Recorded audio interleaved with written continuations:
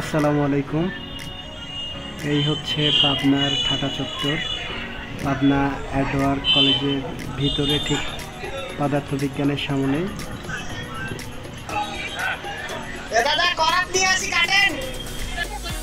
এইভাবে বলা শুরু করেছি, সবাই রিয়াকশনটা দেখেন, আমার দিকে হা হয়ে তাকিয়ে আছে।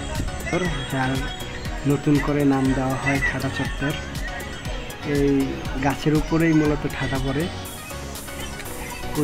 প্রতিদিন এইখানে হাজার হাজার দর্শক আছে এই ঠাটা গাছ দেখতে। শুধু গাছ দেখতেই আসে না, বরং গাছের ছাল বাকলা তুলে নিয়ে যাচ্ছে। পরে জানতে পারলাম এই গাছের ছাল নাকি গ্লাসে চুই বা পানি খায়। এই হচ্ছে মূলত ব্যাপারটা। আপনারাও এসে দেখতে পারেন এই ঠাটা চত্বর, গাছ এখনো জীবিত আছে।